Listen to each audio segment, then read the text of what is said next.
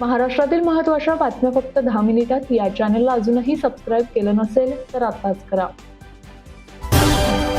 महाराष्ट्रातील मुस्लिम समाजाला शिक्षण क्षेत्रात देण्यात आलेले 5% आरक्षण आता तांत्रिकदृष्ट्या देखील संपुष्टात आले आहे. सन 2014 मध्ये तत्कालीन सरकारने सामाजिक आणि शैक्षणिकदृष्ट्या मागासलेल्या मुस्लिम समाजासाठी विशेष मागास प्रवर्ग अंतर्गत शिक्षणात 5% आरक्षण लागू करण्याचा अध्यादेश काढला होता. मात्र हा अध्यादेश कायद्यात रूपांतरित न झाल्यामुळे तो त्याच वर्षी व्यपगत झाला होता. आता मंगळवारी 17 फेब्रुवारी रोजी राज्य शासनाच्या सामाजिक न्याय विभागाने या संदर्भात औपचारिक शासन निर्णय निर्गमित करून सदर आरक्षण रद्द झाल्याचे स्पष्ट केले आहे.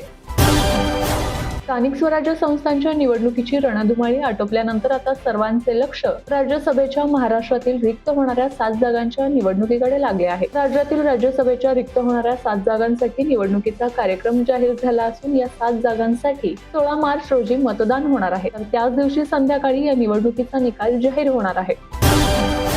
अक्कलकोट ते कर्नाटक दरम्यानच्या राष्ट्रीय महामार्गाला रुंदीकरणासाठी 553 कोटींचा निधी मंजूर करण्यात आलाय. महाराष्ट्र कर्नाटक राज्य सीमेवरील 47 किलोमीटर रस्त्याचे रुंदीकरण आता होणार आहे. देशाच्या कानाकोपऱ्यातून अक्कलकोट नगरीत येणाऱ्या स्वामी भक्तांच्या वाहतुकीची कोंडी दूर करण्यासाठी केंद्र सरकारने हा महत्त्वपूर्ण निर्णय घेतला आहे.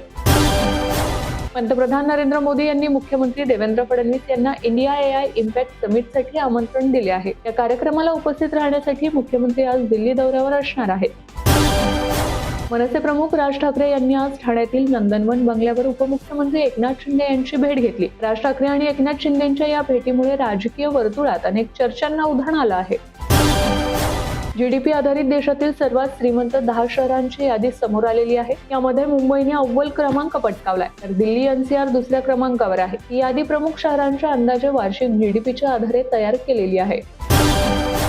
महाराष्ट्रात सध्या बांगलादेशी नागरिकांचा सुळसुळाट झालेला पाहायला मिळत आहे. काही दिवसांपूर्वी कोम्बिंग ऑपरेशन दरम्यान पुणे पोलिसांनी बुधवार पेठेतून 2 बांगलादेशी महिलांना ताब्यात घेऊन 4 अल्पवयीन मुलींची सुटका केली होती. अशातच आता पुन्हा एकदा 22 महिलांना पोलिसांनी ताब्यात घेतले असून त्यातील 11 महिला बांगलादेशी असल्याची खळबळजनक माहिती समोर आली आहे.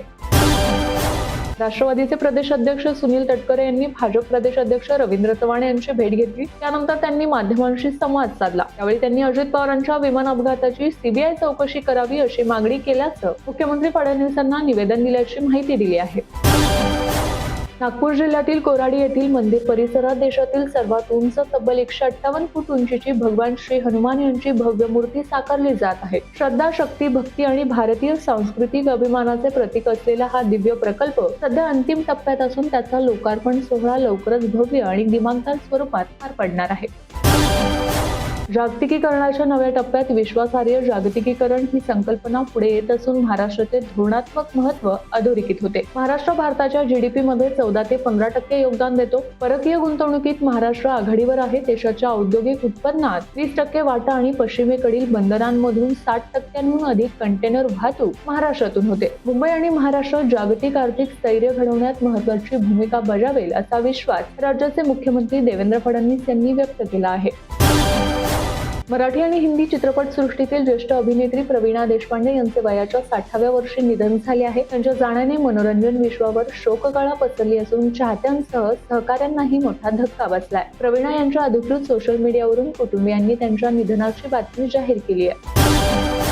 साहित्य क्षेत्रात भरीव कामगिरी करणारे ज्येष्ठ साहित्यिक श्रीनिवास विनायक कुलकर्णी यांना 2025चा विंदा करंदीकर जीवन गौरव पुरस्कार तर ज्ञानपीठ पुरस्कार प्राप्त ज्येष्ठ लेखक भालचंद्र नेमाडे यांना 2025चा साहित्यभूषण पुरस्कार जाहीर करण्यात आला आहे. मराठी भाषा मंत्री उदय सामंत यांनी मंगळवारी मंत्रालयात साहित्य क्षेत्रातील महत्त्वाच्या पुरस्कारांची घोषणा केली आहे. अजितदादांनी घेतलेले निर्णय दादांसोबतच गेले. दादा आता राहिले नाही, त्यामुळे आता त्या चर्चांना काही अर्थ उरत नाही असे सांगत राष्ट्रवादी काँग्रेस पक्षाच्या खासदार सुप्रिया सुळे यांनी दोन्ही राष्ट्रवादीच्या विलिनीकरणाच्या चर्चेला एक प्रकारे पूर्णविराम दिलाय. टिपू सुलतान यांना छत्रपती शिवाजी महाराजांच्या समक्ष बघितले पाहिजे असे विधान करून नवा वाद ओढवून घेणारे काँग्रेस प्रदेश अध्यक्ष हर्षवर्धन सपकाळ यांनी मंगळवारी या प्रकरणी अखेर दिलगिरी व्यक्त केली आहे. शिवप्रेमी बांधवांच्या भावना दुखावल्या गेल्या त्याबद्दल मी मनपूर्वक खेद व्यक्त करतो. कोणाच्याही भावनांना ठेच पोहोचवण्याचा माझा हेतू नव्हता असे सपकाळ यांनी म्हटले आहे. मुंबई नाशिक महामार्गावरील साकेत उड्डाणपूल अखेर मंगळवारपासून वाहन चालकांसाठी खुला करण्यात आलाय. पुलाची वजन चाचणी यशस्वीरित्या पूर्ण झाल्यानंतर हा निर्णय घेण्यात आलाय. त्यामुळे ठाण्याहून नाशिककडे जाणाऱ्या वाहन चालकांना दीर्घकाळापासून भेडसावत असलेल्या वाहतूक कोंडीतून काही प्रमाणात दिलासा मिळाला आहे.